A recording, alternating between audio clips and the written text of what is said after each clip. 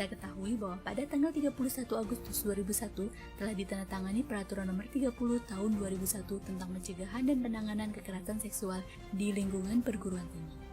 Menurut survei dari pihak Kemendikbud pada tahun 2020, sebanyak 77% dosen mengatakan bahwa kekerasan seksual pernah terjadi di kampus. Sementara itu, sebanyak 63% memilih tidak melaporkan kasus yang diketahuinya pada pihak kampus, yang mayoritas korbannya perempuan. Aturan ini dikeluarkan karena meningkatnya pelecehan seksual di lingkungan perguruan tinggi. Diharapkan perguruan tinggi dapat berperan dalam mengatasi dan mencegah masalah kekerasan seksual. Namun, peraturan ini dianggap membebaskan perzinahan karena kata persetujuan korban, yang berarti kalau korban setuju berarti membolehkan, dan ini dianggap memberikan peluang untuk zina. Menurut saya, kalau kita mengartikan peraturan seperti itu, maka bagaimana dengan aturan lainnya kalau diartikan seperti itu? Misalnya, barang siapa karena kesalahan kekilapannya menyebabkan orang lain mati diancam dengan pidana penjara. Kalau orang itu tidak mati, hanya luka-luka, hanya kerugian material, berarti pasal ini membebaskan seseorang untuk melakukan kesalahan, kekilapan. Menurut saya, kita tidak bisa mengartikan peraturan seperti itu. Kita harus membaca peraturan dari tujuan peraturan itu dibuat. Sekarang kita harus tahu apa aja yang ada dalam peraturan ini. Peraturan ini menjelaskan bahwa kekerasan seksual adalah kekerasan seksual mencangkup tindakan yang dilakukan secara verbal, non-fisik, fisik, dan atau melalui teknologi informasi dan komunikasi. Jadi jelas, di sini peraturan ini mengartikan kekerasan seksual bukan hanya fisik saja,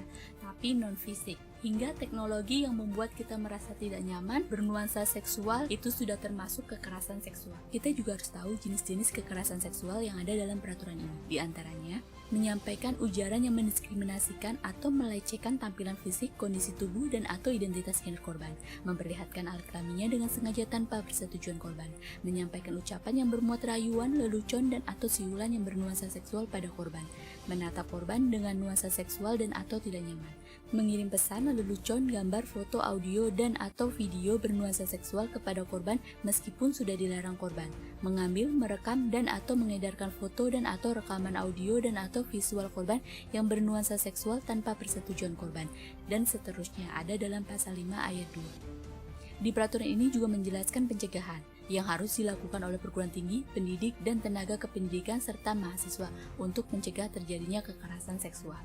Pertama, pencegahan yang dilakukan oleh perguruan tinggi, diantaranya membentuk satuan tugas, menyusun pedoman pencegahan dan penanganan kekerasan seksual, dan seterusnya. Ini terdapat pada pasal 6 ayat 3. Kemudian pencegahan oleh pendidik dan tenaga kependidikan, yang meliputi pembatasan pertemuan dengan mahasiswa secara individu, berperan aktif dalam pencegahan kekerasan seksual, ini terdapat dalam pasal 7 ayat 1. Kemudian pencegahan kekerasan seksual oleh mahasiswa. Di sini perannya lebih pada pembatasan pertemuan dan izin untuk melakukan pertemuan di luar area kampus dan jam operasional kampus.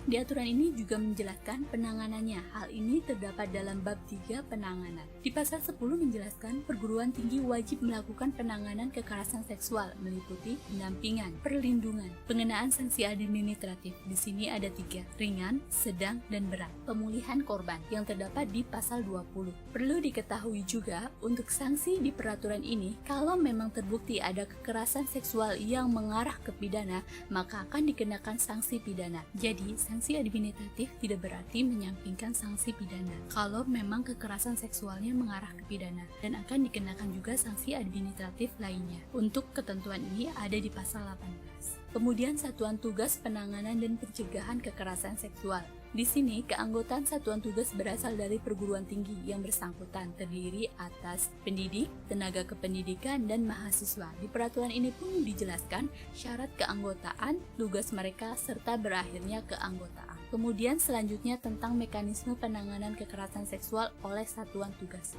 Ini terdapat di bab 5.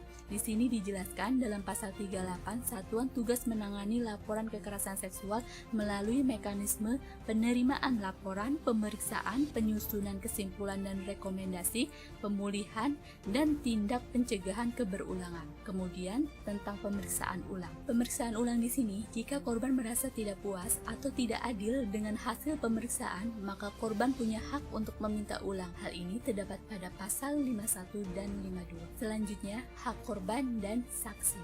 Ada dalam bab 7. Di sini dijelaskan hak korban antara lain hak korban mendapatkan jaminan atau kerahasiaan identitas diri, meminta pendampingan, perlindungan dan atau pemulihan dari perguruan tinggi melalui satuan tugas dan seterusnya terdapat pada pasal 53. Kemudian selanjutnya pemantauan dan evaluasi. Ini terdapat dalam bab 8. Pemantauan dan evaluasi di sini ditunjukkan untuk perguruan tinggi. Di antaranya, pemimpin perguruan tinggi wajib melakukan pemantauan dan evaluasi pencegahan dan penanganan kekerasan seksual yang dilakukan oleh satuan tugas. Kemudian disampaikan pada menteri. Jika pemimpin perguruan tinggi tidak melakukan kewajiban, maka dikenakan sanksi administratif berupa teguran tertulis bagi pemimpin perguruan tinggi, pemberhentian dari jabatan bagi pemimpin perguruan tinggi. Di pasal 19 peraturan ini juga menjelaskan perguruan tinggi yang tidak melakukan pencegahan dan penanganan kekerasan seksual dikenakan sanksi administratif berupa penghentian bantuan keuangan atau bantuan sarana dan prasarana untuk perguruan tinggi dan atau menurunkan tingkat akreditasi untuk perguruan tinggi. Sekarang kita sudah tahu, Peraturan Nomor 30 Tahun 2001 tentang pencegahan dan penanganan kekerasan seksual di lingkungan perguruan tinggi ini sangat membantu korban kekerasan seksual di lingkungan perguruan tinggi. Tinggal penerapannya aja yang harus sesuai, karena sebaik dan selengkapnya aturan, kalau penegakan dan pelaksanaannya tidak benar, sama saja aturan itu tidak bisa membantu korban kekerasan seksual. Sedangkan aturan ini sangat membantu korban yang sebelumnya mereka tidak tahu harus bagaimana dan bingung kemana mereka harus melapor. Bahkan ketika mereka melapor tidak direspon atau direspon tapi tidak ditindak karena tidak ada aturan yang jelas untuk masalah ini di kampus, ditambah minimnya bukti untuk melaporkan. Sekarang sudah ada Peraturan Nomor 30 Tahun 2001, tinggal keberanian untuk melaporkan dan kekreatifan kalian untuk mendapatkan bukti. Manfaatkanlah teknologi saat ini. Untuk sekali mungkin kita tidak tahu atau tidak kenal, tapi untuk kedua kalinya cobalah siasatin untuk mengambil bukti, karena bukti di sini sangat penting untuk menjerat pelaku dan menghindari korban dari tuntut balik.